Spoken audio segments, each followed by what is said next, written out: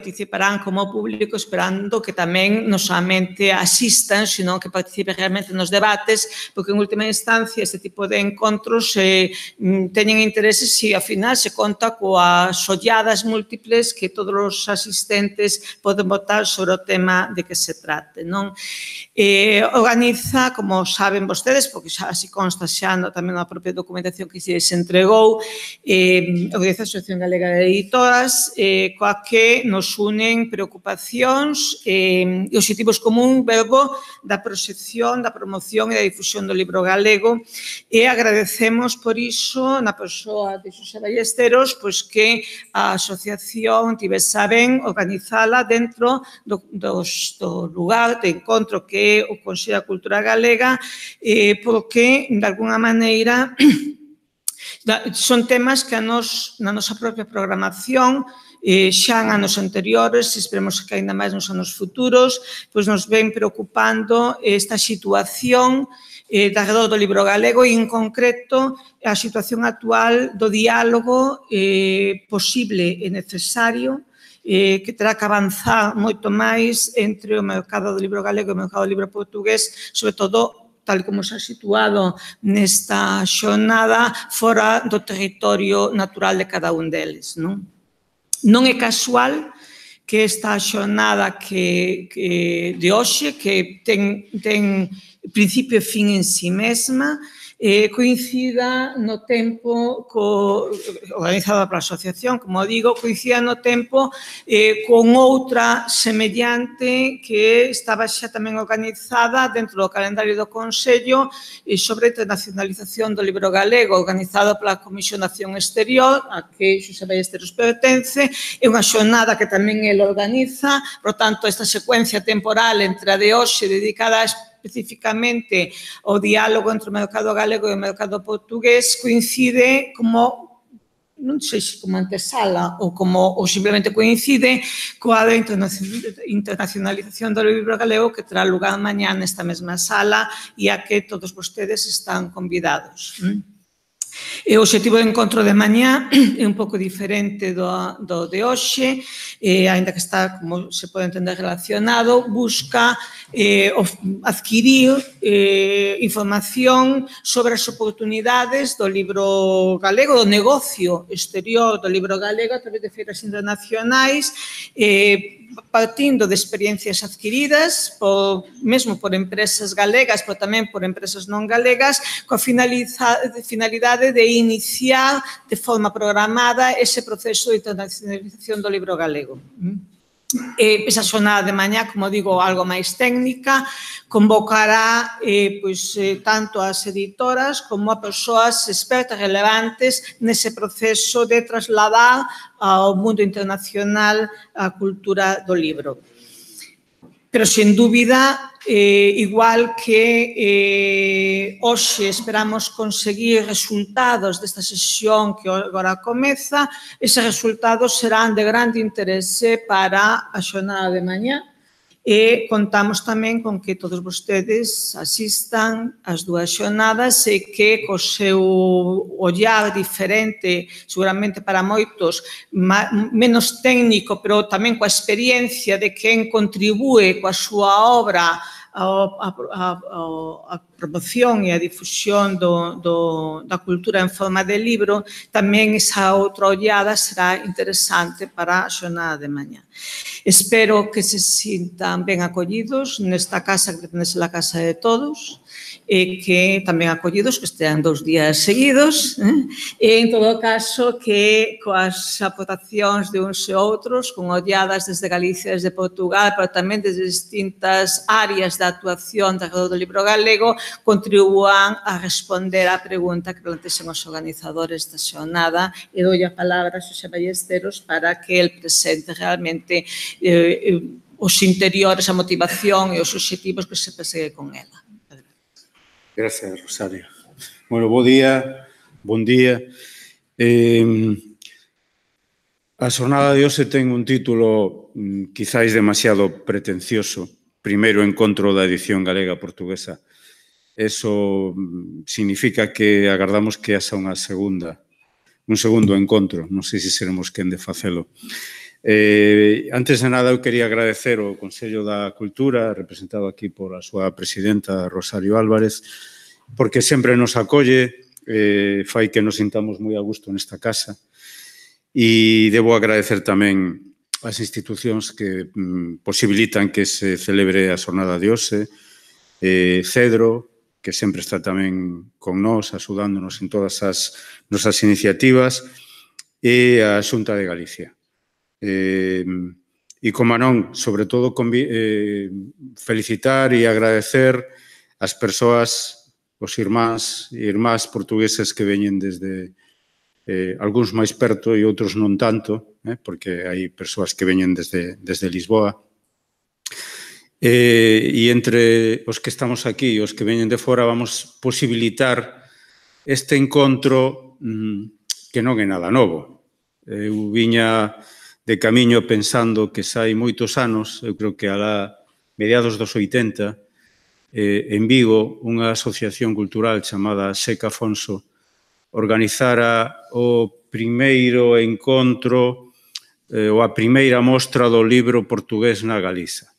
Creo que foi a primeira e a última que organizou aquela asociación.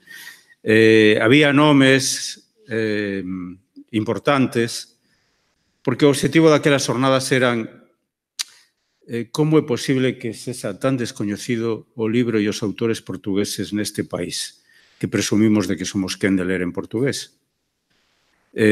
Cando sabemos que a maior parte dos lectores de Saramago na Galiza leno en castelán. Precisamente estaba Saramago naquela xornada, tamén estaba Carlos Casares, tamén estaba, non sei se o recordará o señor Viale Moutiño, estaba Antón Reixa, que acababa de traducir o castelán o físico prodixioso de Jorge de Sena, e pasaron moitos anos e eu creo que nos seguimos preguntando que é o que pasa, que estando tan perto estemos tan lonxe. De aí que, dentro da Asociación Galega de Editoras, nos parecese que non como teloneiros do que vai suceder mañá, xornadas de internalización do libro galego, sino como algo realmente importante, temos que seguirnos facendo a mesma pregunta. A Galiza e Portugal son dous mercados que se ignoran. Coincidiu nestas semanas pasadas en que en Luces de Galicia tamén se falaba da relación Portugal-Galiza, e algunhas voces e algunhas plumas tan autorizadas como a de Suso de Toro facía tamén fincapé. De aí que xa tiñamos o programa medio armado, nos interesara moitísimo comezar, por eso esta primeira mesa, en que falen precisamente os protagonistas e os que posibilitan que exista a escrita, que existan os libros, que son os creadores, os escritores. Na segunda mesa teremos ocasión de falar da promoción da lingua portuguesa no noso país e, finalmente, a terceira, a desta tarde, será posiblemente a que fale dunha realidade importante, crucial, que é como chegan os libros ao mercado, como chegan os libros aos leitores. E quizáis nos poidamos deixar de facer unha pregunta retórica de se son realmente dous mercados que se ignoran ou quizáis, tal vez, poidamos deseñar ou prever algunha liña de actuación que concrete esa vontade de irmanamento en algo real, tan pragmático e tan importante como é a venda de libros. Sin venda de libros non existe mercado e tampouco quizás siga sendo un brindis ao sol o de publicar nas distintas linguas pensando que se poden chegar a leer en Portugal en galego e en Galicia en portugués. Un soño que quizás algún día se faga realidade. Grazas novamente pola vosa presenza e queda inaugurada esta xornada de hoxe. Espero que sexa moi productiva e, sobre todo, que o pasemos moi ben e que nos contemos cousas interesantes. E para que mellor comenzo que esta charla, esta mesa redonda, donde os creadores nos van a contar a súa visión tan singular. Moitas grazas e benvidos, benvidas.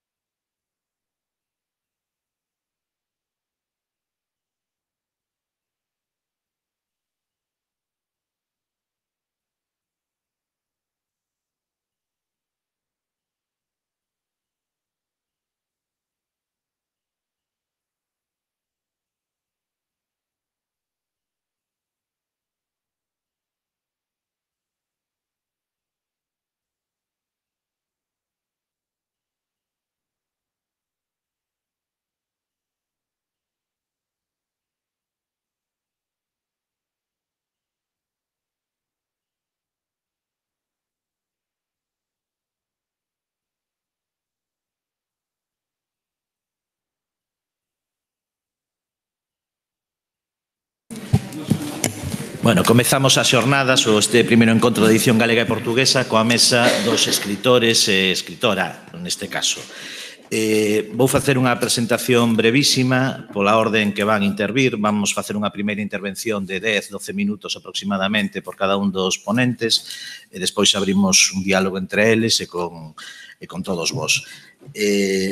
Bueno, cando na asociación me pediron que os presentara eu, me mandaron un currículum de todos, o que fixen, e me dixen, bueno, sobre isto traballa, o que fixen foi, en vez de estirar os currículums e contarvos todas as obras que teñen escritas e os premios recibidos, o que fixen foi recortar, que, como sabedes, é moito máis traballoso que engadir. Eu fixen un currículum brevísimo de 4 liñas de cada un, basicamente porque todos son xente que coñecedes ben, todos son defensores na teoría e tamén na práctica da mellora das relacións culturais e políticas de Galicia e Portugal e, polo tanto, non precisan presentación ningún deles. A miña dereita está Carlos Quiroga, profesor de literaturas lusófonas na Universidade de Santiago. Ten publicados libros de poesía, romance, teatro, ensaio e obras híbridas en Brasil, Portugal, Italia e Galiza. Recebeu diversos premios literarios, entre eles o Carballo Calero, que para nós os galegos é un premio ao que lle temos moito cariño, e a súa última obra publicada, precisamente neste ano, refírese ás orixes galegas de Fernando Pessoa. A dereita de Carlos está Suso de Toro, narrador e ensaísta, autor de teatro e escritor habitual nos xornais. Ten obra traducida a varios idiomas e reflexiona habitualmente na súa obra e nos medios de comunicación sobre as difíciles relacións persoais, políticas e culturais do noso entorno. Premio Nacional de Narrativa e Premio da Crítica Galega en varias ocasións. Teñolle lido estes días que estaba repasando textos unha frase que describe para ele, seguramente para moitos de nós tamén, a relación entre Galicia e Portugal como unha relación a galega, de sí pero non.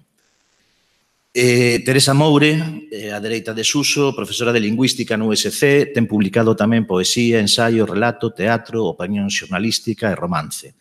Ten recibido os numerosos premios no ámbito da novela, do ensaio, do teatro, e varios dos seus libros están igualmente traducidos a moi diversas linguas. En 2013, anunciou públicamente que se adhería ao acordo ortográfico como normativa internacional do galego e desde esa data publicou 6 novas obras. E á dereita da mesa, Xosé Viale Moutiño, poeta, narrador, xornalista e un dos intelectuais portugueses que máis traballo ten feito a prol da difusión e o coñecemento de Galicia no seu país. Experto coñecedor da cultura galega, traductor de autores como Castelao ou Manuel María, entre outros moitos, ten obra publicada en numerosos idiomas, entre eles, desde logo, galego. Ten reflexionado e feito pública en moitas ocasións a súa idea das relacións culturais e políticas entre Galicia e Portugal. Entre outros moitos premios, recibiu en Galicia o Pedón de Honra e membro de honra da Real Academia Galega. Deixo vos xa con Carlos que vai abrir a mesa. Bon día. Agradezo o convite porque nestas casi 2 décadas tamén non é tan habitual participar como autor por motivos que están por trás de algunhas das críticas que se pode facer ao sistema editorial e literario galego. Eu trouxe material, descoñecía tamén a natureza desta mesa para varias horas de fala. Naturalmente, ser aborrecido nunca, e tiña un texto de 10 páxinas, que obviamente non cabe. Vou dicer 4 cousas combinando as experiencias tamén como editor. Teño, en fin, editado, sobre todo revistas, e coñezo e maqueto e etcétera, e sei como funcionan as gráficas, sei como funcionan as picarescas da edición galega aquí, tamén portuguesa. Tamén coñezo menos, mas algo, o medio brasileiro, continental, e o medio portugués. E tamén teño información de primeira mão, non tanto pola miña, en fin, formación estudo, mas tamén, sobre todo, por traballos. Teño aquí varios traballos de alumnos que hoxe son profesores de escolas de idiomas sobre a leitura do libro galego e portugués desde os anos 90 aquí, para além de as informacións que ten saído en Tempos Novos, etc. En fin, combinando un bocado todo isto, o que tiña preparado no texto, que obviamente era comezar para descartar algunhas actitudes como autor, a opinión dos autores masivamente en todo o planeta sumamente negativa a propósito dos editores. Os editores en xeral son malvados. Tiña aquí varias citazóns, unha de amigos, do Celimir Brala, embaixador da Croacia. Hai unha que fai algún paralelo con o mundo da prostitución e que pode ser simpático, pero pode ser ofensivo, mas só vou recortar 2 brevísimas de Richard Le Gallienne, que fala que os editores son lentos a mover, lentos a aceitar se as condicións mudaran e sempre 2 xerazóns polo menos atrás dos seus escritores. E outra no mesmo sentido, porque é o que me interesa agora para arrancar, de Teresa Shelton, que di que os editores levan tanto tempo a publicar un libro que non admira que tanto sexan póstumos. Isto ven a conto de que os editores sexan lentos. É iso que explica que só en 2018 acontece este primeiro encontro de edición galega e portuguesa. Pode parecer flipante se non fose falso, non só polo que dicía Ballesteros do ano 80, por moito máis. Só como pedra de toque e vou, en fin, non vou poder usar algún material que tiña aquí, só por pedra de toque fun ver exactamente que publicaba a Nosa Terra un século antes, exactamente no mes de setembro de 2018.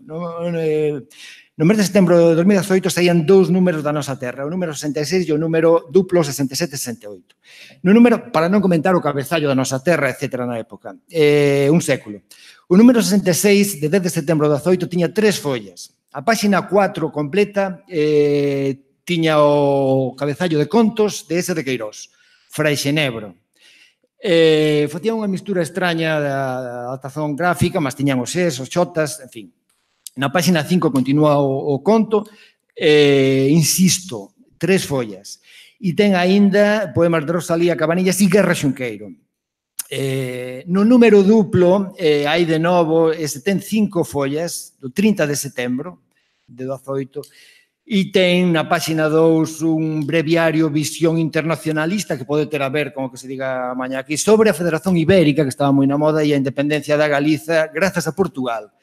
Teña aquí unha frase, mentras exista Portugal, en fin, podes imaginar o resto. Mentras viva Portugal, vivirá Galiza. Bom, e na páxina 3, outro artigo, Iberismo de Mella na Picota, que fai eco da resposta do xornal portugués Diario de Noticias a propósito dun artigo que tiña saído en Madrid. E na mesma páxina outro conto desa de Queiroz, Suave Milagre. Bom, o que seguía aquí era unha glosa de todo o que aconteceu antes da Guerra Civil, do que se publicaba e do fragor en que o recurso macizo e central de Portugal na fabricación do discurso cultural e político do galeguismo moderno se sustentaba.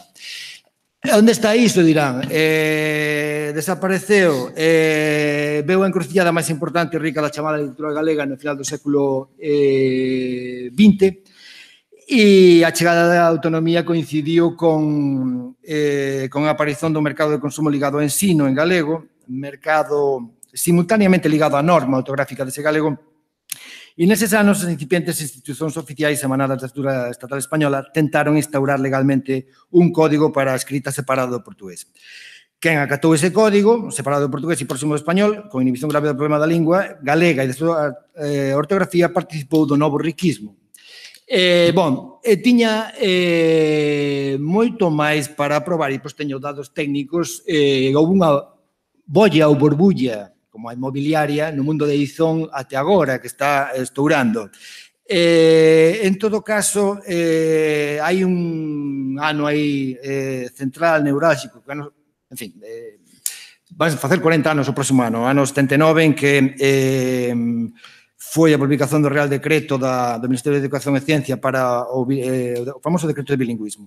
E pasaron moitas cousas nese verao, tamén pasou, por exemplo, o recurso, o estatuto presentado ao Tribunal Constitucional pola delegación do Goberno da Galiza, que era chefiado por o presidente da Real Academia Galega, unha mudanza de rumo, en fin, comparado con a historia da Real Academia Galega, que sempre foi na tradición da inclinación e do entendimento con Portugal.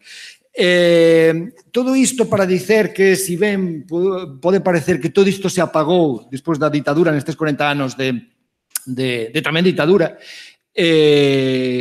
cando veña a lei de memoria histórica e todo isto que é un signo que isto aconteza hoxe aquí, comezarase a observar que o texto que acompaña que é o primeiro, se é falso o primeiro, tamén é falso o texto.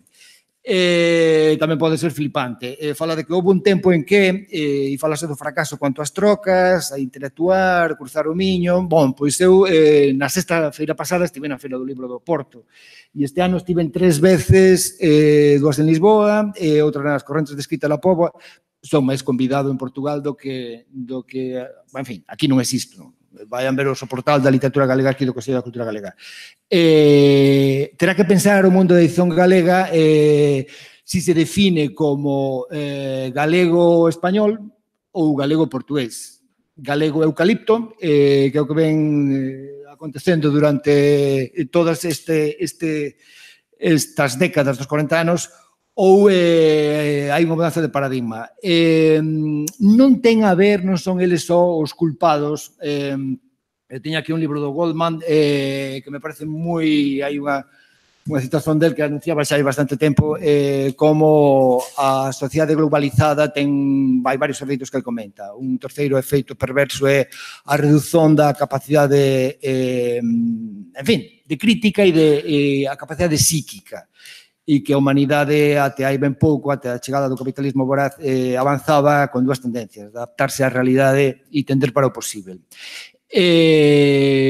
Témome que o mundo editorial galego se adaptou demasiado a unha realidade que non cuestionou. El fala dos tecnócratas e chamalle, dedicoulle tamén un libro a iso, comenta Marcús, o home unidimensional, chamalle analfabetos especializados. Non acontece só na edición, acontece eu que sei, os profesores de galego que non cuestionan nada. Eu cando me licenciei, todo o mundo era un manifesto por un acordo necesario, éramos críticos, discutíamos, todo o mundo se domesticou, adaptou a un novo riquismo que parecía que nos conformaba a todos.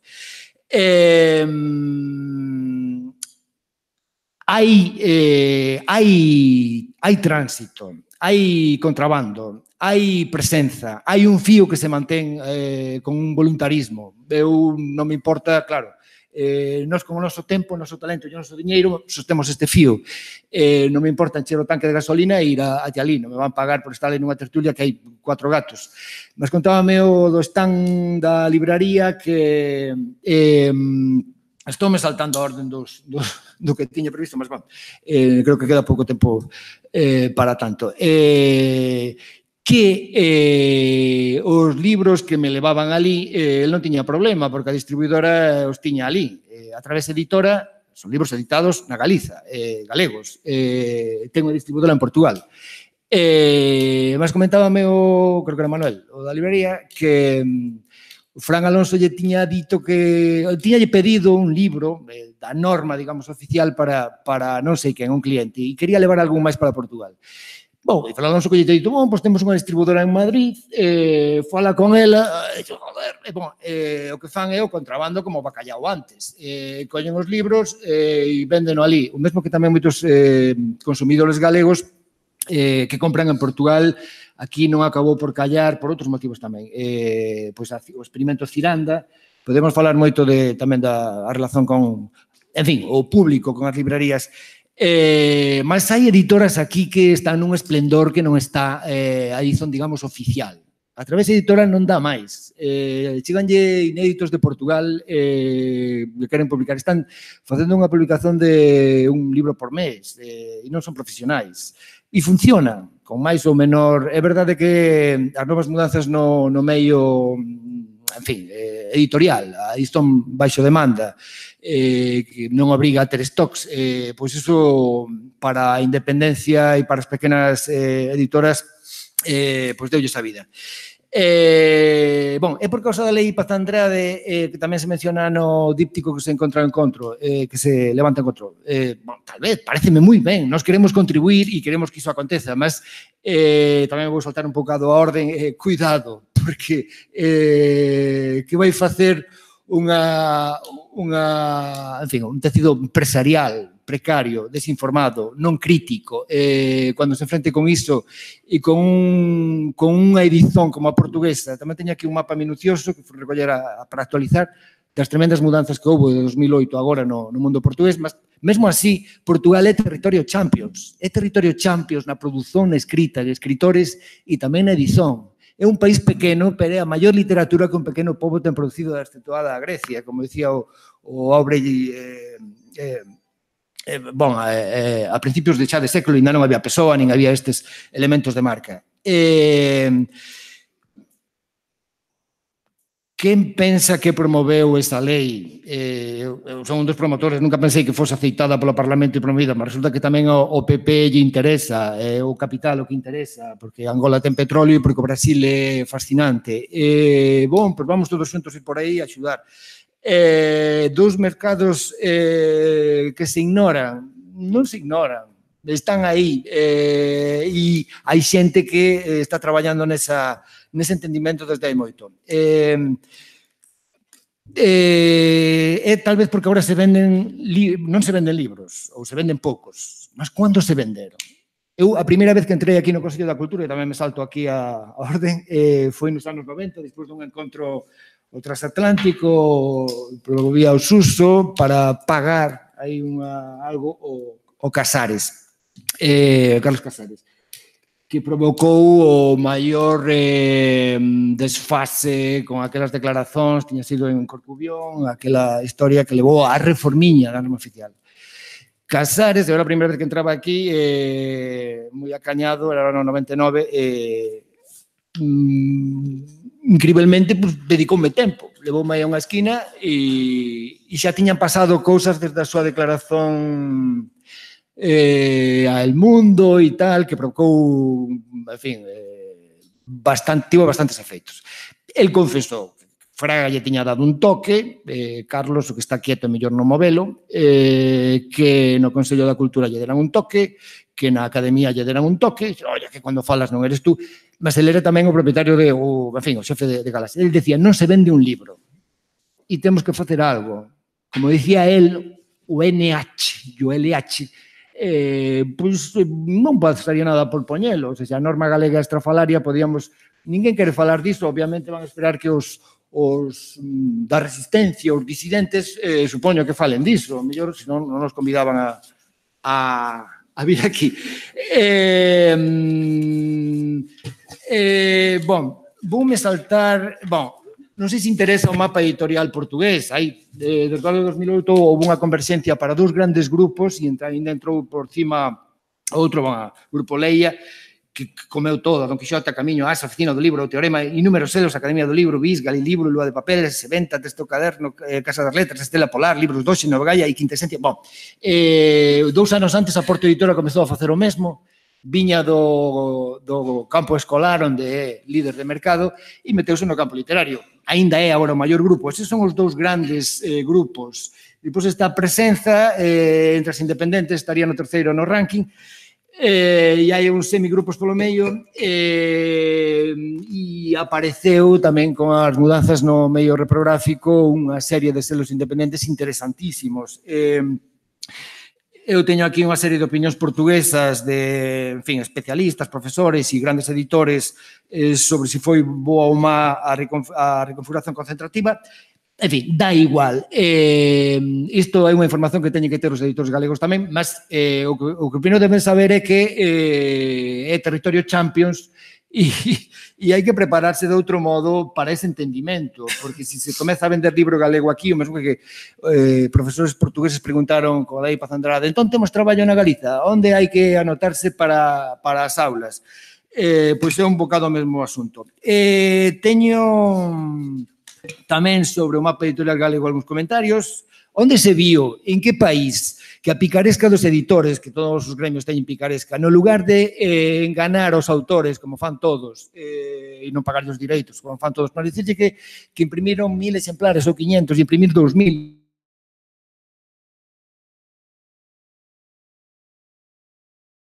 que era o que viñan facendo. Cando andaban nas grafis con a Galia, dicíame o Manel, digo, fai unha factura, canto poñemos na factura? Joder, o que imprimistes.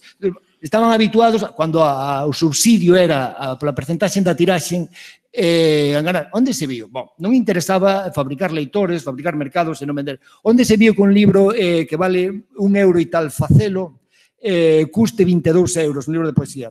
Onde se viu que algúns selos, bom, todos nos coñecemos, que tiñan convenios con concellos para publicar premios literarios, que teñen un libro pagado, lle poñan 22 euros a un libro que vale menos de €1 facelo e que non van pagar direitos porque a primeira edición estaba no premio que non paga. Bom, porque hai un segundo circuito de compra das bibliotecas que paga e, en fin, polo menos vendo iso, ninguén o vai comprar e é todo de lucro. Onde se viu que as novidades fosen o 90%, como era na Galiza. Sí que na España sempre foron moi altas, pero na Franza máis ou menos a metade, na Italia o 63%. Que números de empresas hai aquí potentes? Bom, desde o ano 95 teño mapeado iso, que había 27 empresas, só xerais que tiñan na altura máis de 25 empregados, entraba no ranking das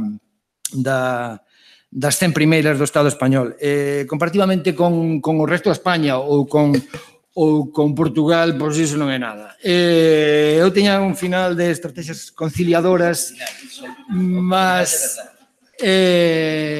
obviamente poden ficar para despois. Eu creo que, como en todos os gremios, a mellor estrategia conciliadora é a formación e a información. E o sentido crítico. E aprender de quen o ten tamén. Se vos digo que a través lle funciona, e é un traballo de amadores, non vos interesa. Eu creo que debe interesar. E cheganlle libros de Portugal para aplicar. Bom, e ter unha distribuidora en Portugal.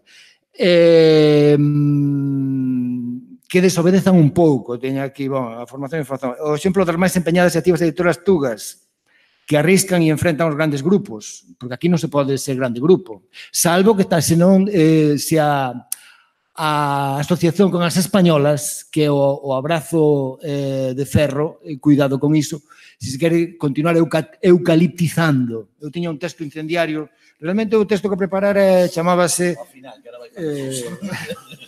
do fillo de putismo eucaliptizador do mundo editorial e literario galego nestes últimos, o encontro redentor, porque estiveronse plantando eucaliptos. E a ler o poema do Alberto Pimenta do fillo o discurso do fillo. Mas, bom, ser máis creativos. Hai tamén posibilidades de imitar aos portugueses como as pequenas editoras do Laxo d'Agua que están tentando criar unha rede de librarías afíns, porque a distribuición e a venda é un problema e agora controlar o media é decisivo. E, bom, é verdade que lle toca a alguén máis. Disculpa. Parecíalles moito 15 minutos, pero era mentira. Suso. Bon día. Despois eu non podo ter a implicación que ten o Carlos Quiroga nesta cuestión, non a teño. Teño diversificados os meus intereses nunha panoplia ampla. Esta é simplemente para min este campo de opinión ou de pensamento ten relación no fondo co que é o centro do meu programa de intereses, que é o meu país. No Estado español está a haber neste momento unha crise de Estado, polo tanto unha crise ideolóxica, unha crise cultural moi profunda. A Cataluña provocou un proceso que está a ter consecuencias, un proceso aínda en marcha de crise do Estado que inevitablemente vai nos afectar a todos os cidadáns do Estado, vai ter consecuencias e inevitablemente as ondas, o eco disto e tamén as ondas han ter consecuencias, lóxicamente, no Estado portugués. Non só pola veciñanza, senón tamén polas relacións e tamén polo efecto cultural e ideolóxico, polo cuestionamento dos límites dos dous Estados-nacións configurados na Península Ibérica. É dicir, inevitablemente, a crise do Estado español, que é moi profunda, é unha crise aberta, en marcha, pois a ter o seu eco. Tamén a reconfiguración do Estado español futuro tamén vai desencadenar expectativas, atención e tamén expectativas dentro de Portugal, inevitablemente. Resumindo moito, o que acontece é que a rebelión cívica de Cataluña ante unha serie de actuacións do Estado o que fixo foi desvelar ou revelar a natureza do Estado español, que era o Estado configurado polos gañadores da Guerra Civil no 36, no 39, máis reformado. O Estado franquista reformado. Unha serie de leis, unha continuidade xurídica que iba desde o chamado fuero de los españoles, as leyes fundamentales del movimiento, la lei para la reforma política, aprobada polas Cortes franquistas, e a continuación que deu lugar ás primeiras eleccións relativamente democráticas, e despois o continuo sería a nova Constitución española, que é un continuo de todo o anterior, empezando pola xefatura do Estado, que foi designado polo anterior xefe de Estado, que era o anterior, que era Franco. Entón, esa crise do Estado, de que o Estado español era o Estado franquista reformado, desvela unha realidade profunda, e a sociedade española tamén é a sociedade franquista reformada, configurada por 40 anos de franquismo, ideolóxicamente e culturalmente, e do mesmo modo tamén obriganos a repensar e a ver quen foron os nosos mestres, e quen foron os nosos mestres no campo da historia, é dicir, quen configurou a ideoloxía, o discurso histórico, o discurso nacional español, e tamén o galego, e tamén quen foron os nosos mestres tamén no campo da filoloxía, evidentemente. Carlos, a un momento, reparaba e lembraba os debates e as tensións e o debate intelectual dentro do galeguismo histórico. O galeguismo republicano é anterior, o galeguismo democrático anterior á Guerra Civil, anterior ao franquismo. E como dentro dese había un debate sobre cal debera ser o modelo de lingua e para onde había que atender. Se para Portugal ou se para Castela. ou para o Estado español. O franquismo tivo consecuencias, efectivamente, na configuración tamén do modelo do patrón de lingua que é oficial hoxe en día. Un proceso político que foi conducido polas élites franquistas desde Madrid, pois, lóxicamente, iso ten consecuencias en todos os campos. A historiografía galega ata este momento basicamente foi subalterna da historiografía española castellanista e tamén a lingüística do mesmo modo. É dicir, indudablemente, o patrón de lingua oficial hoxe non sería o mesmo se non houber o franquismo polo medio. É dicir, se o galeguismo republicano tivese sido quen conducise o proceso de autogoberno no ano 36, nos anos 30, de dirixir a autonomía e conducir un proceso de construcción nacional, o modelo de lingua conducido polo Partido Galeguista Republicano non había ser o mesmo modelo de lingua que autorizou o Partido Popular e a UCD e a dereita madrileña, evidentemente. Non sería o mesmo.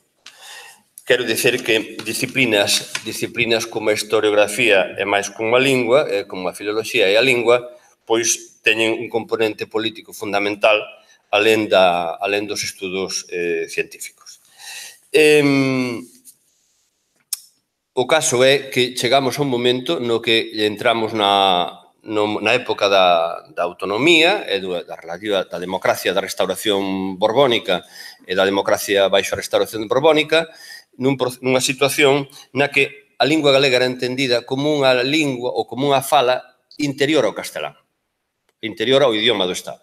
O idioma do Estado era a lingua castellana e dentro diso, dentro do territorio da lingua castellana, da lingua do Estado, había linguas ou falas ou linguas interiores e ese era o modo en que se concebía e se concebe o galego.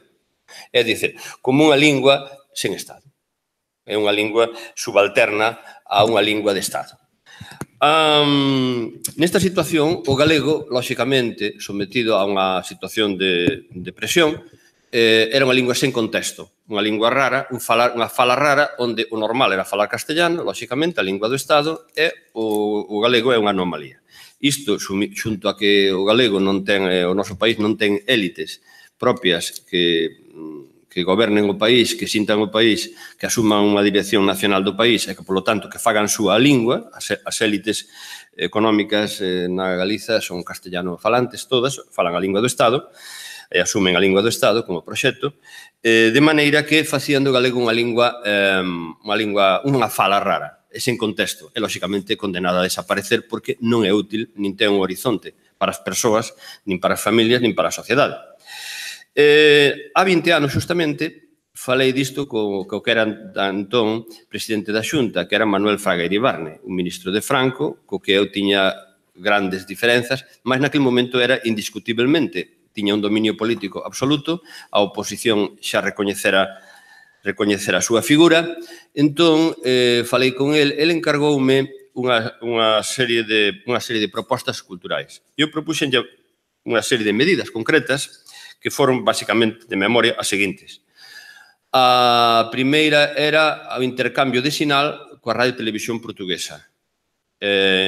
Outra era asignar uns contidos garantidos, uns contidos mínimos garantidos nos espazos de televisión, tanto nos informativos como nos espazos de divertimento, de musicais e demais, orientados a darlle cabida á música en portugués. Ben do Brasil, ben de Portugal, ben de Angola, e o mesmo dar noticias dese ámbito, dese mundo lingüístico. Coa idea, precisamente, de darlle un contexto á lingua galega, é dicir, suministrarlle á poboación galega a conciencia de non falaren unha lingua rara dentro do castellano, senón unha lingua no mundo, unha variante dunha lingua no mundo. E tamén outra cousa foi que dentro da asignatura de lingua galega, cada estudiante tivese cada ano 2 ou 3 temas orientados ao coñecemento da lingua e da cultura portuguesa. De maneira que a propia asignatura de lingua galega os fixese capacitados aos nosos adolescentes, aos nosos estudantes, saindo do sistema educativo para manexárense o castellano, que é obligatorio, no galego, e tamén un coñecemento mínimo do portugués, para poder ler portugués e para poder ter uns coñecementos tamén dese mundo cultural e humano. Ben, isto non pareceulle naquele momento pareceulle unha gran idea, dixo que había levar adiante, mas este home era un home de grandes entusiasmos, temperamento momentáneamente explosivo sempre, mas non tiña nin constancia, nin lle gustaba gobernar. De maneira que as boas intencións ficaron nun queixón, pasoulle a un, pasoulle a outro papel, e así quedou a cousa. Logo, tivemos un desencontro moi grande que me causou grandes quebrantos profesionais e que ainda hoxe pago o enfrentamento de hai 20 anos con Fraga e Iribarne. Pero, bueno, o conto é que, efectivamente, todo o que falemos aquí da lingua ten unha dimensión política e a situación e os problemas teñen a dimensión política. Na Extremadura é público o dato de que aumentou enormemente o número de estudantes de ensino medio que estudan portugués. E na Galiza, en cambio, non. Ten unha explicación moi simple. Na Extremadura non hai un problema político. Non plantexa un problema político o coñecemento de portugués, pois é unha lingua estranxeira. Evidentemente para eles, asúmeno como unha lingua estranxeira. Mas na Galiza se plantexa un problema político. Plantexa un problema político e ideolóxico, e iso é o que mediatiza que a administración autonómica galega, que pode ser ideolóxicamente moi parecida a Extremadura, sin embargo, non queira saber realmente, non queira tirar por ese lado. Porque saben que, efectivamente, o reintegracionismo plantexa para Galiza unha esperanza de existir no mundo, iso é o noso entender, mas iso ten unhas implicacións políticas. Vou rematarme, non? Ben, entón, a política é determinante nisto. En canto a Xunta, en primeiro lugar, a diferenza, por exemplo, de outras comunidades autónomas con lingua propia, como é o catalán ou como é a vasca, pois si fixeron unha política de promoción da súa lingua e a través da súa literatura. É dicir, a lingua catalana leva desde o principio dos anos 80, desde o comezo da autonomía, promovendo a súa literatura a través de mecanismos concretos, das xentes literarios, das xencias literarias, a súa promoción no mundo, a súa búsqueda de estar presente na feira de Frankfurt, é dicir, están traballando desde hai moitos anos, estratégicamente, utilizan a literatura como un instrumento de presenza da nación do seu país, para existencia na Europa, fundamentalmente no mundo. E, de feito, teñen un horizonte que é probable que consigan, que acaden non moito tempo, que é conseguir un premio Nobel na súa lingua. É lógico. É dicir, teñen unha estrategia de país vehiculizada tamén a través da literatura. No caso da Galiza, isto non aconteceu e non vai acontecer, polo de agora. A única posibilidade de que desde a Galiza se faga unha política de apoio interno da lingua, de normalización da lingua e tamén de promoción da literatura e da lingua no exterior, pois sería o dominio dun partido nacional galego, evidentemente, dun poder político xestionado mesmo dentro da limitación da estrutura xurídico-política, que é a autonomía, o goberno autónomo, pero tería que estar gobernado por un proxecto nacional galego. Non sendo así, está sometido aos intereses e as estrategias de Madrid, da Corte madrileña e dun proxecto nacional español centralizado e que cuns intereses moi determinados. Mas no caso de Portugal, tamén a cultura portuguesa é unha cultura moi nacionalista, en parte precisamente pola súa dialéctica histórica coa España, coa Castela, coa España, e dentro desa cultura, ao mesmo tempo, hai unha ambigüedade na que, por un lado, late a autoafirmación. Portugal non é un país pequeno, resume moi ben psicolóxicamente esta afirmación nacional, mas, ao mesmo tempo, tamén houbo, ata hai pouco tempo, acho eu, unha certa fascinación a crítica con Portugal, con España, sobre todo con Madrid. É dicir, o paradigma é o Corte Inglés e logo el país. Entón, as elites portuguesas tradicionalmente anglófonas e mirando ao mundo, nos últimos tempos chegaron a asumir un punto de vista subalterno ideolóxicamente, psicolóxicamente, da España. O caso de Saramago foi quen representou mesmo na súa propia vida e na súa propia figura este camiñar, este camiño histórico, non? De transformarse nunha especie de comunidade autónoma do Estado español. Hoxe, supoño que isto estará en crise, precisamente o cuestionamento que fai Cataluña e o desvelamento da natureza do Estado. Penso que en Portugal está tamén revisando a súa imaxe da España. Mas, de todas maneiras, desde o punto de vista galego-portugués, as comunicacións non son directamente, sino que pasan por Madrid.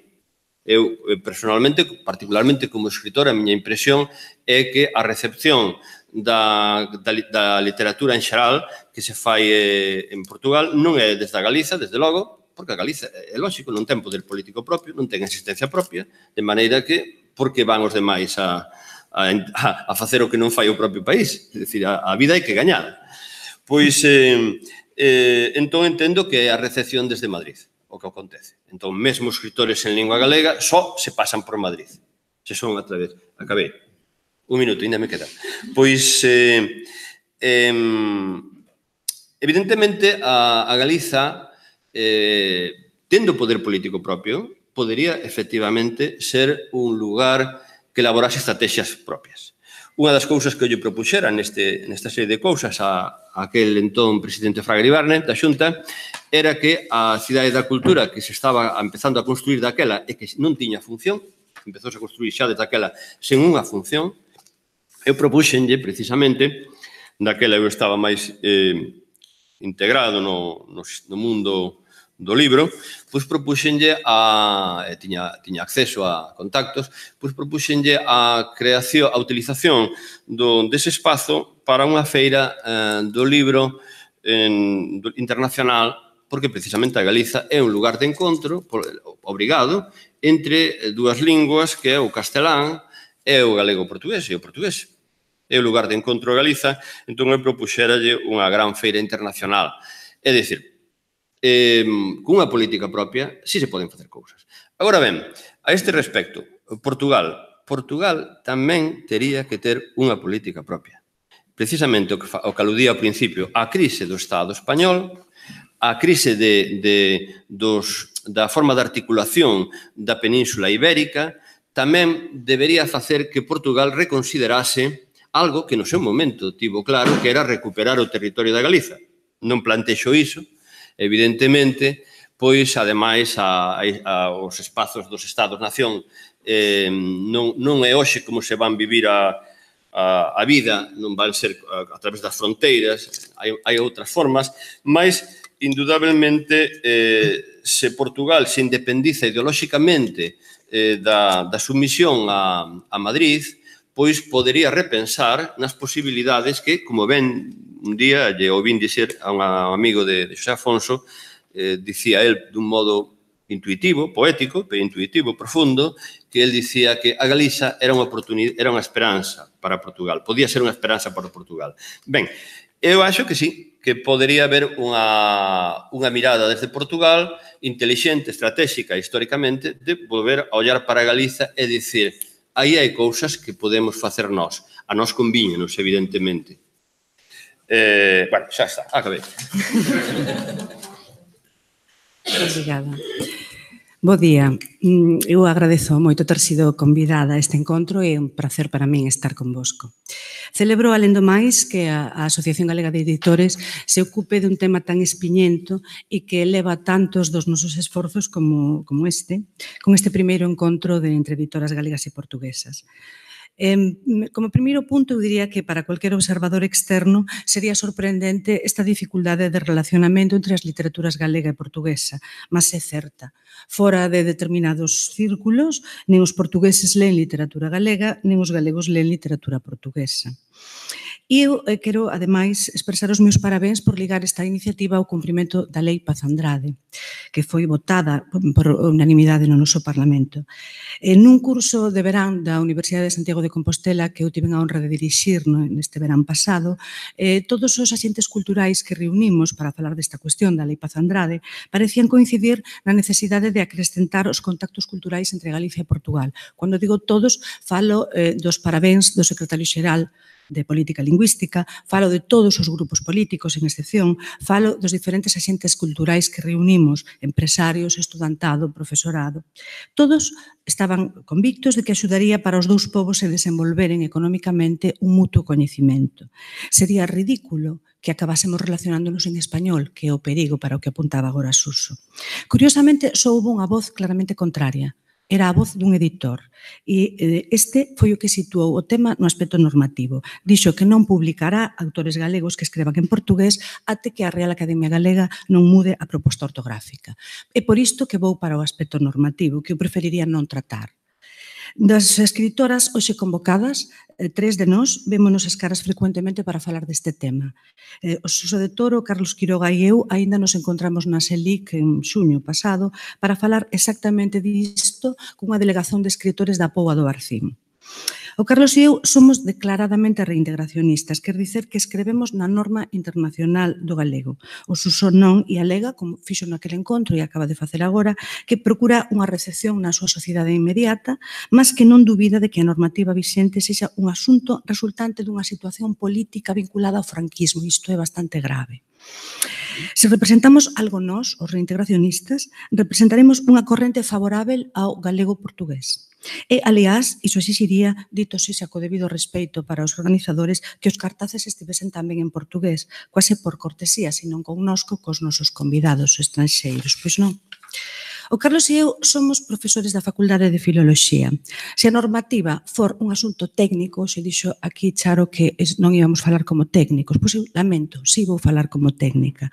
Se a normativa for un asunto técnico, é raro que os editores corrixan a 2 doutores especializados en asuntos lingüísticos e literarios e habilitados polo Estado para, por exemplo, dar aulas, mas tamén para decidir vagas de profesorado universitario.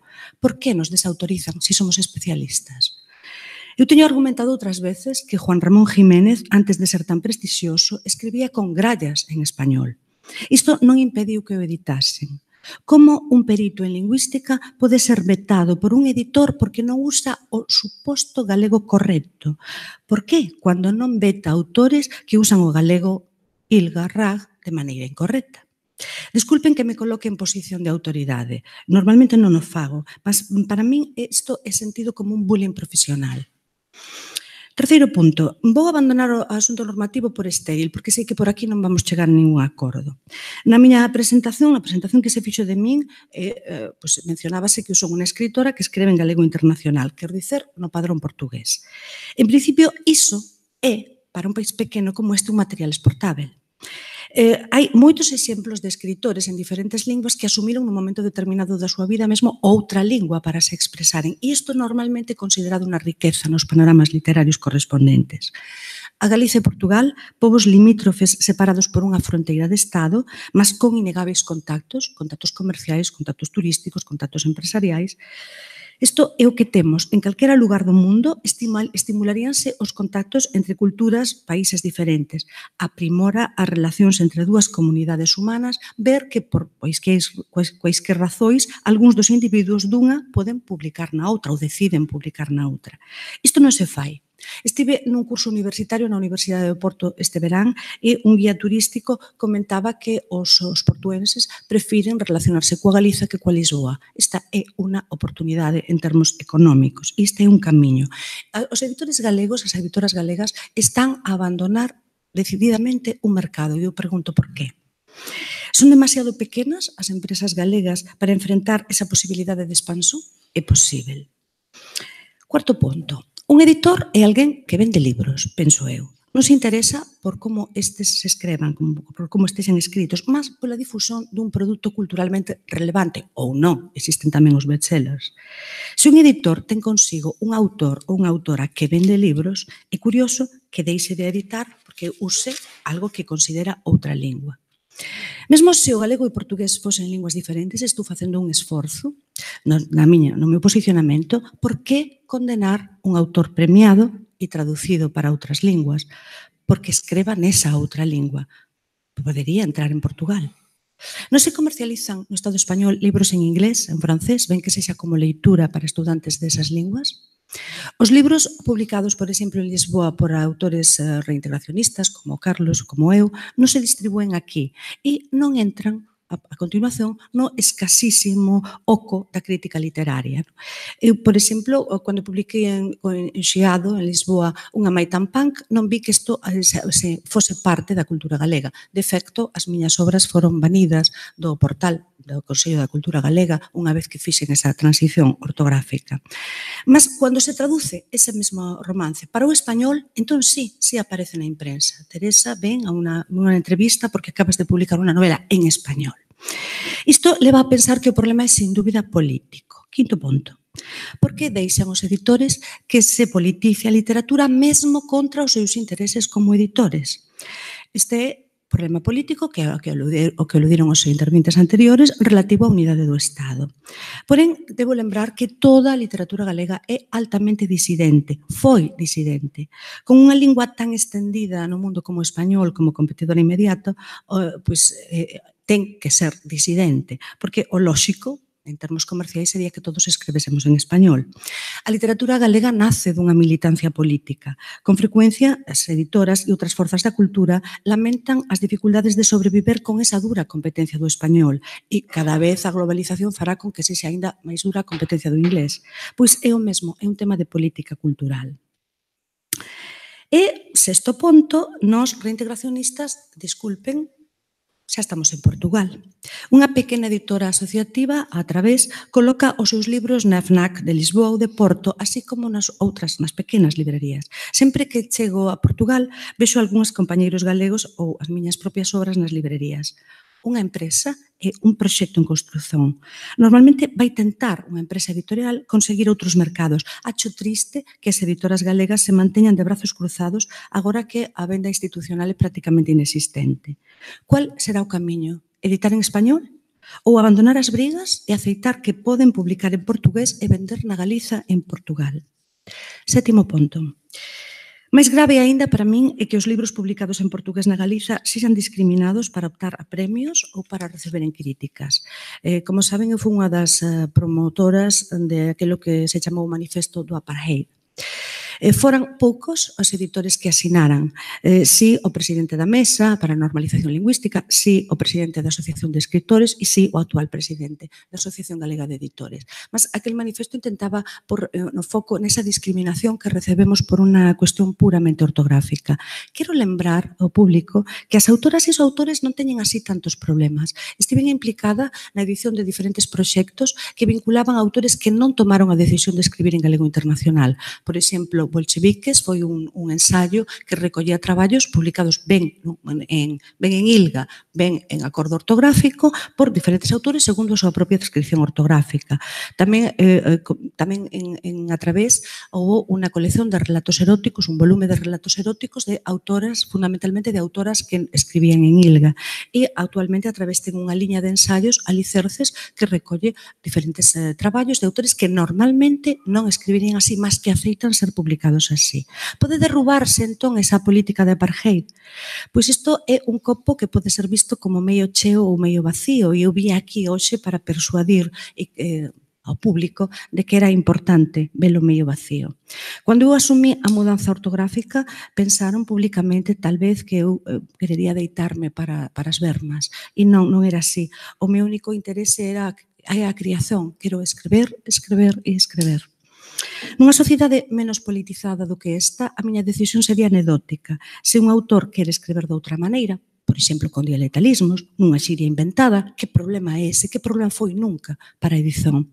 Eu querería escrever como achaba correcto como doutora en Lingüística Xeral e continuar a ser escritora. Vencí no Manuel Murguía de Arteixo, convocado sin presión ortográfica, convocado en galego, non con ese acrescentamento de na versión oficial da Ilgarrá.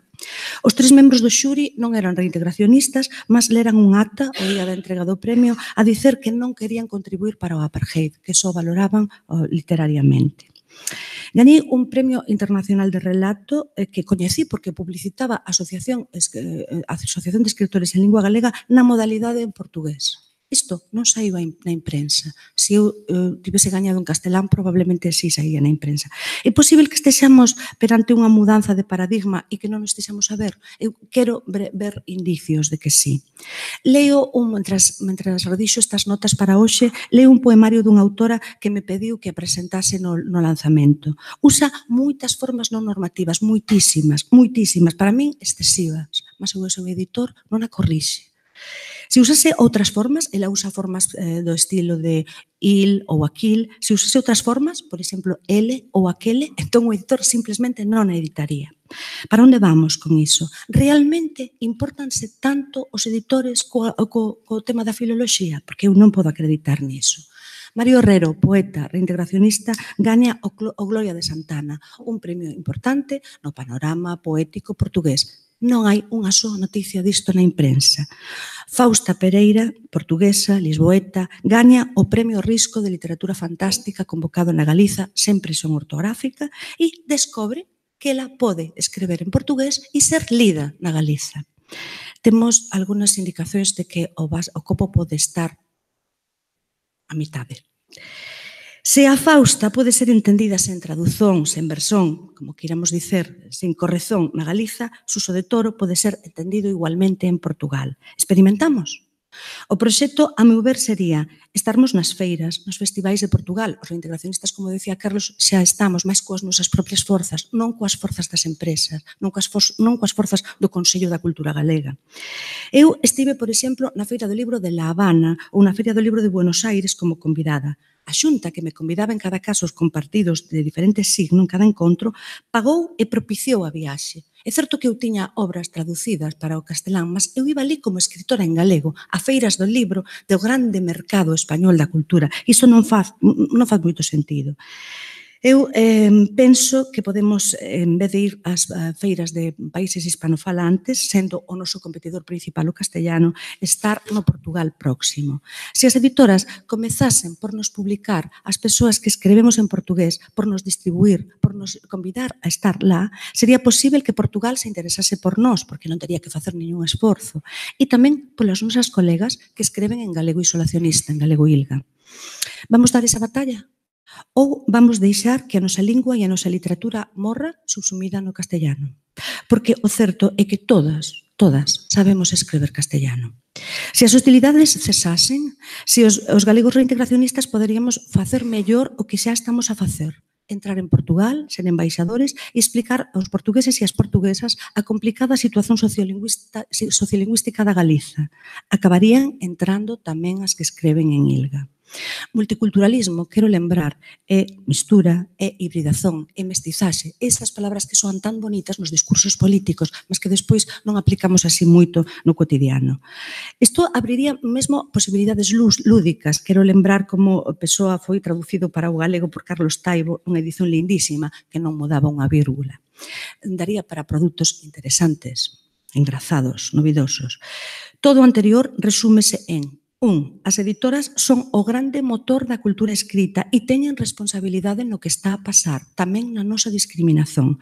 Se optaren polo binormativismo, isto é, por aceitaren nos premios ou nos seus catálogos o modelo de lingua, e tamén graduasen así o albo a quen se queren dirixir, ese albo internacional, por exemplo, teríamos máis forza. Segundo, as escritoras e os escritores reintegracionistas temos xa algúns lazos. Publicamos en revistas portuguesas, chámanos para ser xuris nos seus certames, somos convidadas nas súas feiras.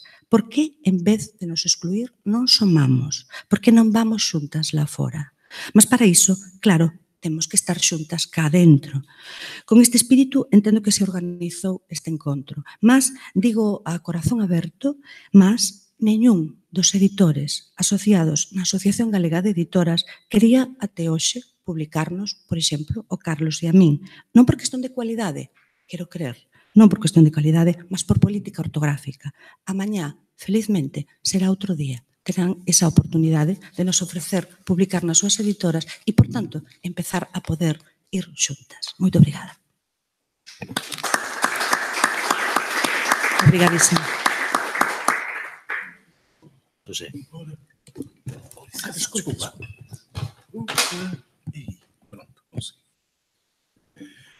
Ora, então, muito bom dia. e agradeço à organização de ter-me convidado para isto, ainda que seja já demasiadamente tarde, porque, sendo eu talvez o mais velho aqui desta sala, também andei nesta luta há muitos anos.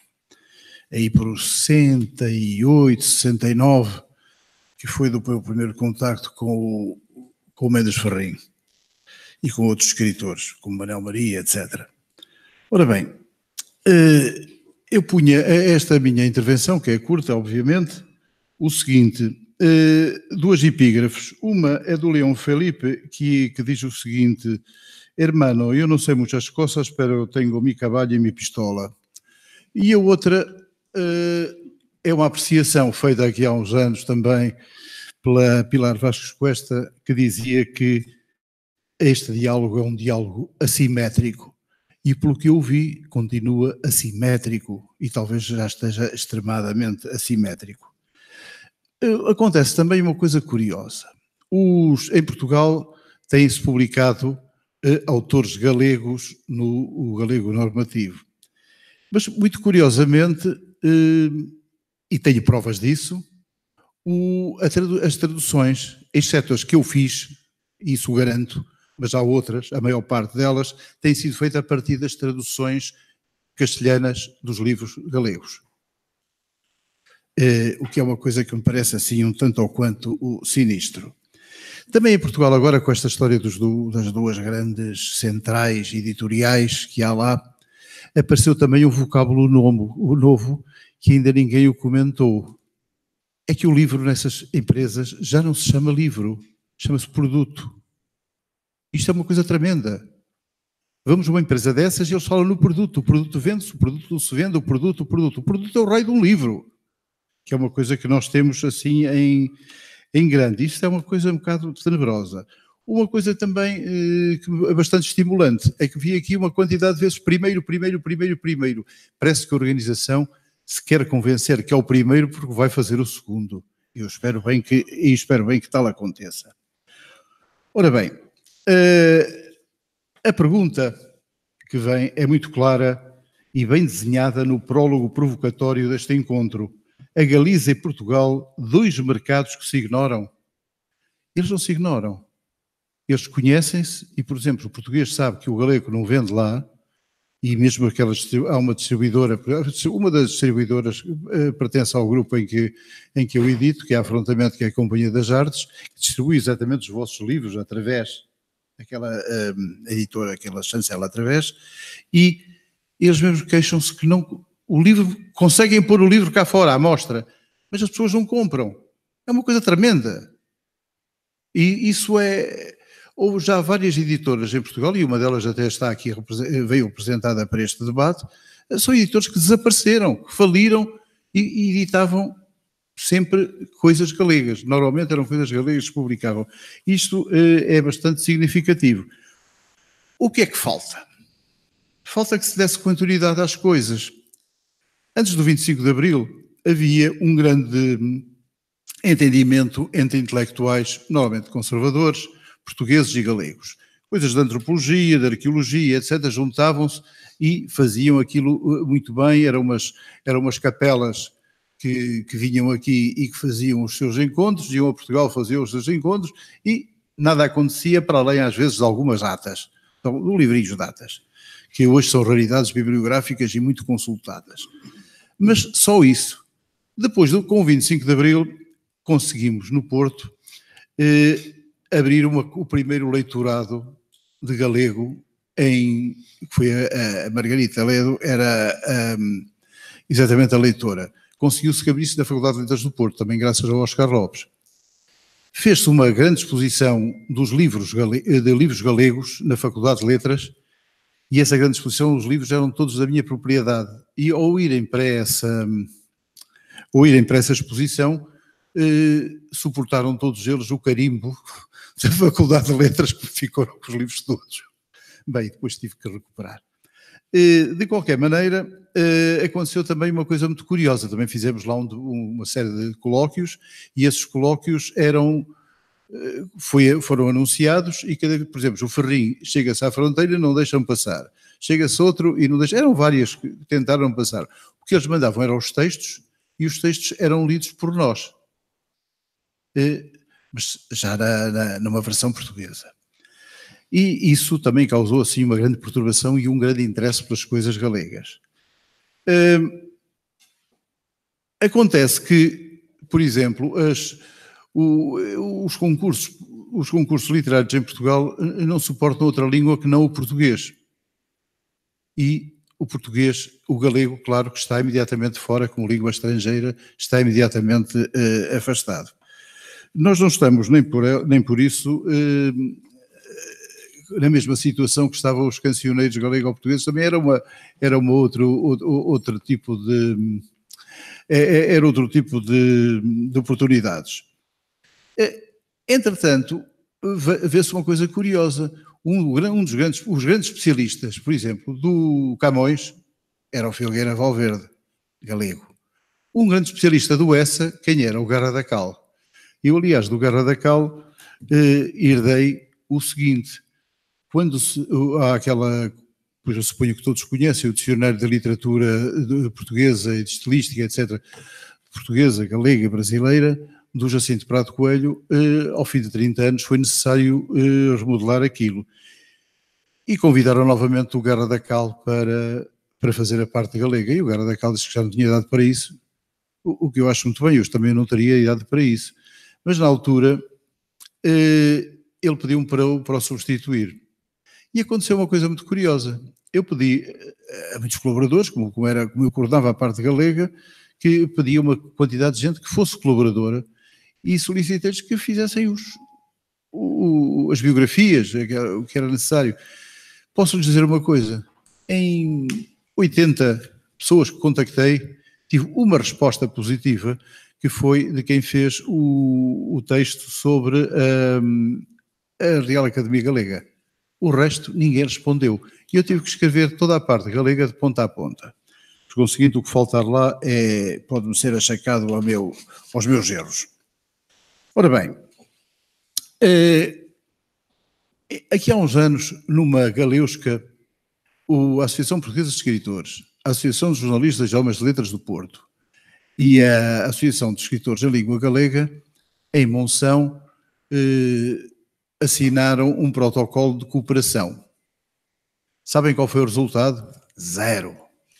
Nunca chegaram a cooperar. Porque, ao que parece, as comunicações são um bocado complicadas. Nunca chegavam aqui, nem nunca chegavam lá. E se quiserem fazer a experiência, uma vez eu pus em Valença um postal para Tui, para um amigo meu de Tui, e esse postal teve que ir a Madrid e depois é que veio a Tui. Ou seja, se eu tivesse passado a ponte, entregava-lhe o postal. Assim teve que ir por baixo e demorou uma data de tempo. São coisas que nunca chegaremos a perceber. Entretanto, também o Isaac Dias Pardo, o Paco Del Riego, o Alonso Monteiro e outros foram fazer palestras ao Porto, e o Ferrinho também, um José Luís Garcia, hoje está praticamente desaparecido também, já não faz há anos. O Manuel Maria era um constante lá, e quando foi desse protocolo, ia também o Chio Navoneira, que nunca tinha ido a Portugal, e estava tão emocionado que me pegou na mão para passar a fronteira. Estava emocionadíssimo com aquilo. E depois disso passou a ir lá com uma certa frequência. Colóquios que fizemos, por exemplo, em Amarante, na Biblioteca Sousa Cardoso, enfim, uma coisa bastante... Os festivais de poesia, por exemplo, de Salvaterra do Minho, foram interessantíssimos para alguns poetas portugueses se convencerem que havia poetas na Galiza, porque antes deles falarem tinham que ouvir primeiro os poetas galegos, e ficaram, é isto assim. Recordo que um dia o Luís Veiga Leitão, um poeta português que já desaparecido, estava emocionadíssimo a ouvir os seus camaradas galegos, que a seguir, estava lá também o Alonso Monteiro, que estávamos assim juntos, e o Veiga Leitão estava à nossa frente a falar para a multidão, que em Salvaterra do Minho conseguiam ter multidão, que tanto dava para a poesia como para os tintos que lá servem. E dizia assim o Veiga: Rosalia disse, e faz uma citação da Rosalia, E diz-me Alonso Monteiro, mas eu que fiz a obra toda dela, nunca vi isto em lado nenhum. Eu digo, não faz mal. O Veiga Leitão acaba de atribuir à Rosalia uma frase dele. Isso é extremamente interessante, porque já está a miscigenação já assim feita. E assim foi. O Alonso Monteiro pergunta-lhe ao Veiga Leitão, mas onde é que está aquela frase? Onde é que estava? Estava na minha boca. E ficou-se por ali e a coisa ficou muito divertida. Mas houve muitos poetas que foram lá, novos, e alguns já com bastante currículo, consegui levá-los a Salvaterra e eles provaram a poesia galega e ficaram mesmo emocionados. A Fundação Carlos Casares também tem promovido alguns debates aqui há uns anos e eu fui a vários. Eram debates interessantíssimos e que acabava por ser importante que a parte portuguesa lá participasse. Quando finalmente, no cume de um grande encontro entre escritores portugueses e ibero-americanos, se inaugurou o Instituto Camões em Vigo. E quando estava já tudo o programa já feito, eu perguntei, sim, está tudo muito bem, mas não convidam nenhum galego? Aqui iam abrir o Instituto Camões em Vigo sem terem convidado sequer um escritor galego. Claro, foi o Ferrim a fazer de mordomo da festa. O Festival de Teatro do Porto, o FITEI, sempre contou com peças de teatro portugueses, galegos, digo. Sempre lá participaram, as pessoas iam, ouviam, entendiam, umas melhor, outras pior, mas entendiam e assim se fazia. O Manuel Marias, com o Celso Emílio Ferreira, foi feita uma experiência curiosa. Saiu em galego, o texto saiu em galego e no final levava um vocabulário. Foi o primeiro vocabulário que se fez em coisa que se lá fez em Portugal, de galego-português. O que... A primeira coisa que se publicou em Portugal foi nos anos 40, da Rosalia, foi uma antologia feita por Ramon Otero Pedraio, também que hoje é uma raridade e buscada por toda a gente, etc, etc, etc. Ou seja, temos feito coisas de um lado e têm feito coisas do outro. Mas as coisas não encaixam. Agora é preciso que estas coisas que estão de um lado e do outro encaixem. Se não encaixarem, o quê? Será o Rio? Eu não faço ideia o que seja, sei que não encaixam. E era muito importante que encaixassem. Quando vejo aqui esta história deste encontro, supus que fossem estimular também a vinda de editores portugueses com uma certa nomeada e com um certo peso, porque eles também devem ter alguma coisa a dizer. Ou pelo menos alguns dos funcionários, que a maior parte que está lá nos conselhos de administração, normalmente é gente que lhe chama o livro produto. Por conseguinte, era muito interessante que isto fosse alargado para muito mais editores e talvez também para mais escritores. Já aqui vinha o Latim em Pó, ali coordenado pelo Quiroga e pelo Feijó, e no Latim em Pó veio uma quantidade de escritores portugueses que foram daqui, que chegaram aqui em Santiago e se foram embora depois de terem convivido, etc., sem perceber muito bem o que era a literatura galega. Isso eu conversei com eles depois e fiz isso perfeitamente. Aliás, quando diziam literatura galega, diziam naquilo com certo... literatura galega. Porque em Portugal o termo galego também tem uma acessão pejorativa. Pronto, era isto que lhes queria dizer. Obrigado.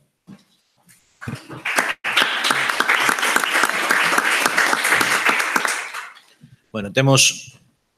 cumprindo o horario, 8 minutos de charla entre todos. Se non o cumprimos, pois nos quedamos sin café, temos pois moito máis. Así que non sei se entre eles 4 queren facer algunha intervención, se non abrimos a quenda de preguntas ou de intervencións do público.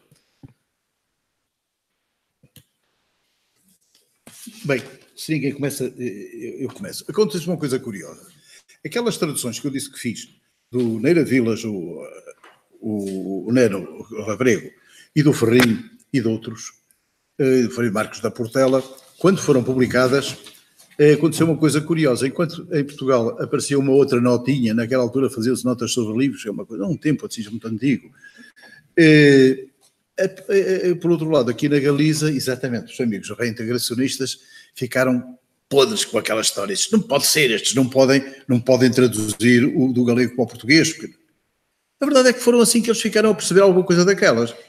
E as memórias do pequeno camponês, por exemplo, foram utilizadas no ensino como introdução à política. Logo a seguir ao 25 de Abril, claro, logo a seguir ao 25 de Novembro acabou essas brincadeiras todas. Bom, mas a verdade é que aconteceu isso. Ficaram a conhecer, esses ficaram a saber que havia galegos, o que já não era mau. Como o compañeiro Viale Moutinho ten así unha noción de cortesía un pouco curiosa e nos acaba de lembrar que galego ten un significado pexorativo, haberá que expor exemplos, non, desto das traducións.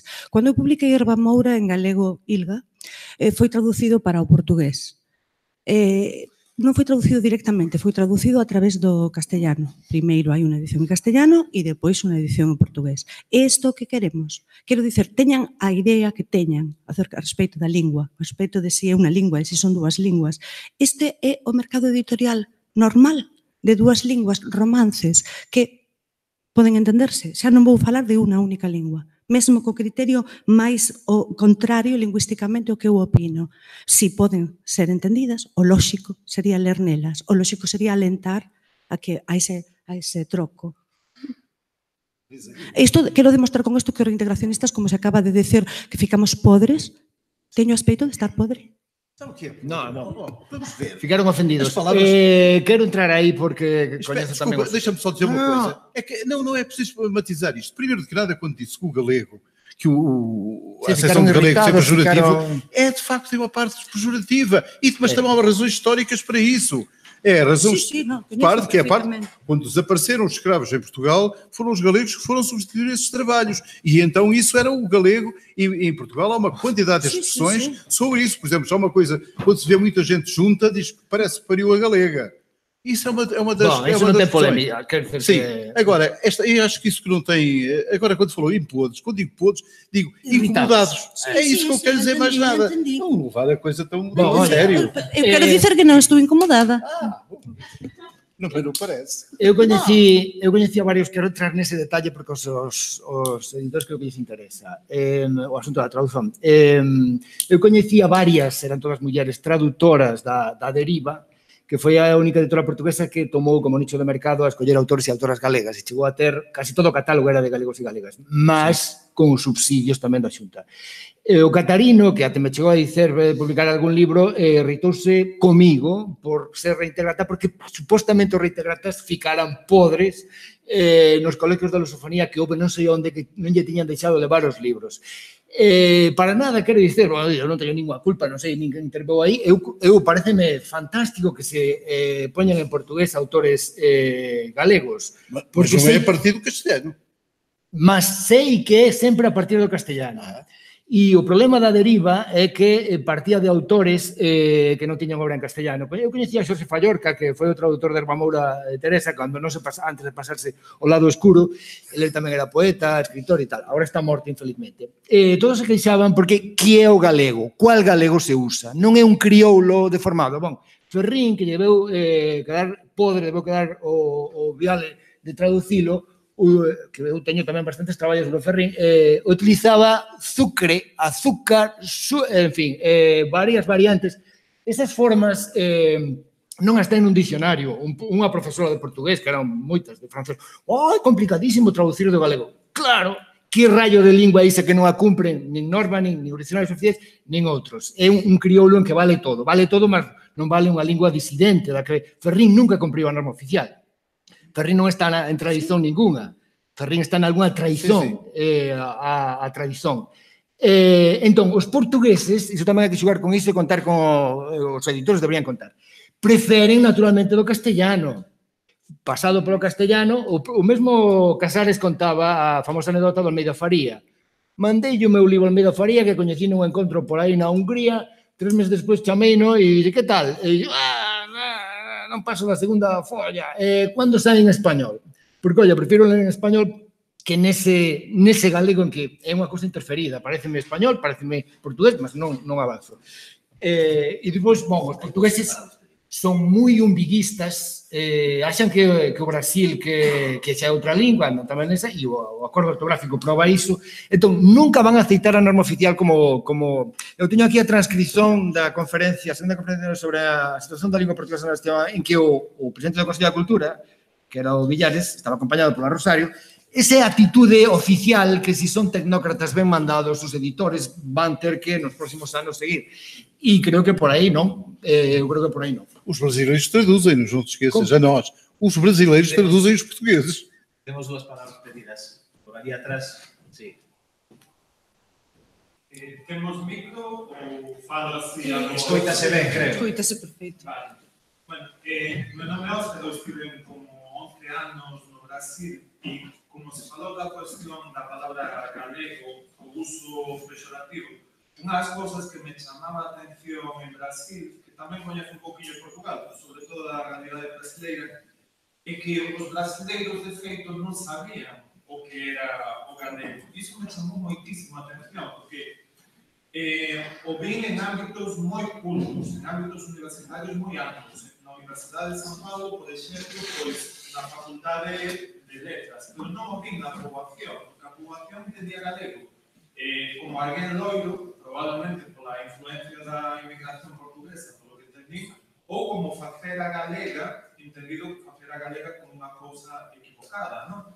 E o interesante da educación en Brasil é que toda a orixe da lingua está borrada do sistema de educación brasileiro, tanto de primaria como de secundaria. E é por ese motivo que só os estudantes da Universidade de São Paulo, por exemplo, ou outras universidades de alto nivel, entenden cal é a historia da lingua e cal é a cuestión galega.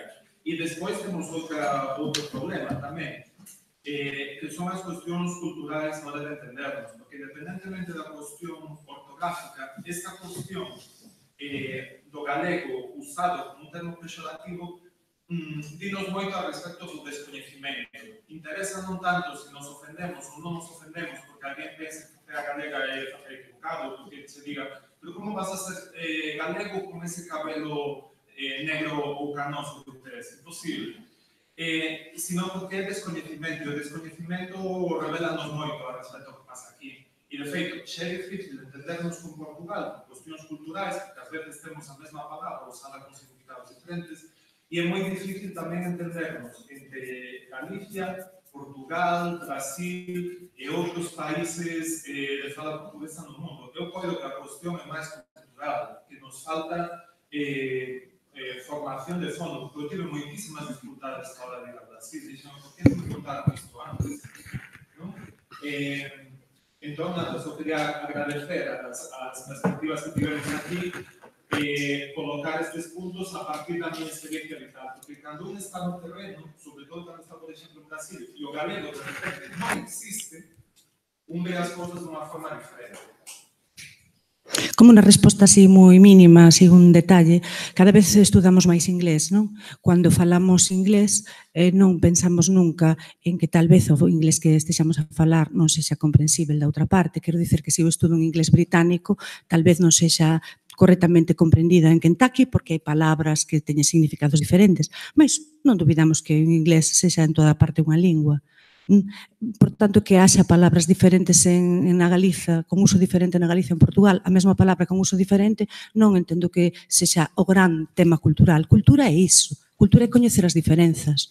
Non creo. Aquí hai un problema detrás máis xigante. O problema de persoas que deciden representar a súa lingua dunha maneira e que, por tanto, son vetadas e non poden publicar. Iso é un tema. E outro tema é bueno, alguna persoa, tal vez, en alguna parte da lusofonía non entende todas as palabras de Carlos Quiroga. E tal, alguna persoa, en alguna parte da lusofonía, non entende todas as palabras de Xosé Saramago. Porque, como falábamos aquí, son lexentados con frecuencia os filmes entre Brasil e Portugal. O tema galego non é un tema diferente do resto que se pasa na lusofonía. Sí, eu antes de que nos vayamos tomar café e por alusións, que se falou tanto dos editores, creo que o problema, os editores temos dos problemas. Un, intentando manter unha organización gremial, que non deixa de ser a nosa unha organización gremial, Logo, cada unha das editoras, que, por suposto, se fixéramos agora unha especie de mapa editorial galego, posiblemente non teña nada que ver a maioría das editoras que viven de publicar literatura, hai outras que fundamentalmente viven do libro de texto, cada vez menos. Logo hai editoras amadoras, como vos comentabades, xa nos gustaría que a través volver tamén a estar na nosa asociación, onde creo que na directiva actual está aberta a todo tipo de normativas, non temos ningún problema en que se publiquen en calquera normativa, e esta é unha proba, este encontro, que era un encontro humilde, en principio de formación precisamente para as editoriais, na medida en que nós non somos unha asociación cultural, ni unha asociación política, tendo moi claro, e aí estou de acordo con Suso e posiblemente con vos, que todos os cambios que se poidan producir de avance da lingua, sexa na normativa que sexa, da lingua galega, pasa pola política, evidentemente. Pero non somos tan, digamos que vivimos unha realidade moito máis doméstica. E o segundo objetivo é a supervivencia. De aí que cada editor, cada editora asuma os seus compromisos e elixa un camiño equivocado ou non. Pero tendo en conta que aquí, sobre todo, hai moitos convidados que veñen de Portugal, supoño que toda esta problemática, a maioría deles, salvo a Vial Moutinho, que é un veterano, pois se quedará un pouco como algo anecdótico, ¿no? Ou algo doméstico, e de aí que o noso objetivo tamén sexa trascender, ir máis alá, tamén pensando no mercado porque nós que vivemos de vender libros, xa nos gustaría que se a maioría das editoras de repente se puxeran a publicar na vosa normativa, acabarase todo o problema e de repente comenzar a vender. As cousas non son tan sinxelas. E poño sempre o mesmo exemplo. Hai un libro de Chico Buarque, Budapest, eu lín a versión original en portugués de Brasil. Curiosamente, en Portugal está traducido a portugués de Portugal e en galego está traducido a normativa oficial. Supoño que en Brasil Chico Buarque vende moitísimo. En Portugal creo que menos. E en Galicia, en esta normativa en galego, nada. Co cal, non sei se o problema é simplemente unha cuestión de elección normativa ou outro tipo de problema. Non sei, realmente non sei. Pero, bueno, son acollidas todas as críticas, creo que son moitas, e en algunhas tendes toda a razón do mundo, e espero que as sete editoras que agora mesmo estamos aquí presentes tomemos nota e podamos camiñar todos tamén da man cara a un futuro mellor da nosa lingua e da nosa, non do noso produto, sino dos nosos libros, non? Non sei se hai algún turno, sería o último para poder tomar café. Me gustaría saber como é unha descripción das relacións entre as editoriais portuguesas e as brasileiras, porque así eu teño a percepción intuitiva, sin estudo ningún, de que tamén viven de costas unhas das editoras portuguesas coas brasileiras. Iso é a percepción que eu teño, non sei se é... Posso dar uma ligeira nota. Em alguns livros das edições portuguesas, diz: este livro não pode ser comercializado no Brasil. Bom, iso está a mudar. O Grupo Leia criou un apéndice no Brasil. Está a mudar todo o paradigma. Iso é máis grave, porque está o digital, porque está tamén o sistema educativo, porque están moitas cousas. E está a globalización que entrou tamén no medio editorial. No medio editorial agora estáse pensando nunha óptica, como di a Clara Capitán, que é a xefa dun grupo internacional, un xigante, o Penguin Random House, que tamén entrou en Portugal. Están pensando nunha óptica de lingua. invocado para o español, para o inglés, para o portugués. Entón, para entrar tamén no Brasil. Por iso, o asunto do acordo ortográfico venlles ben, neste sentido, sempre houve un desencontro histórico, non pasaban os libros a Portugal e mutuamente tampouco, e eran adaptados ou traducidos, depende como se queira chamar.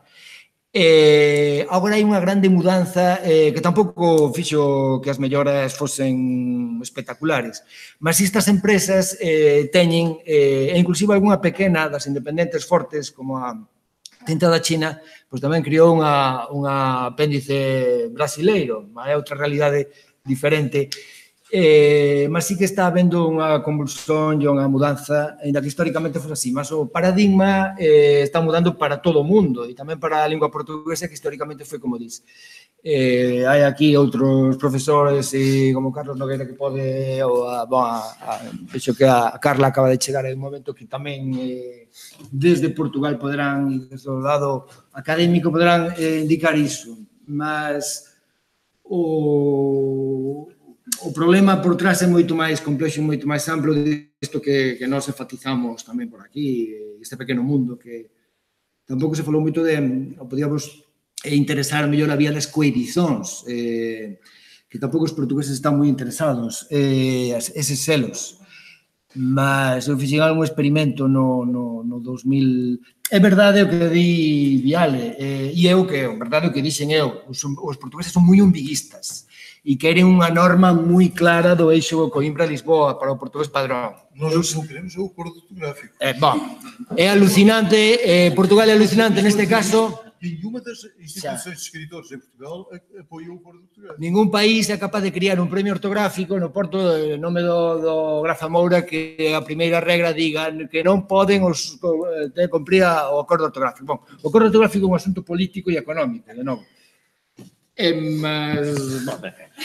Bueno, pasamos 10 minutos do horario, que é unha cousa razonable para Galicia, así que vamos tomar un café. Moitas grazas.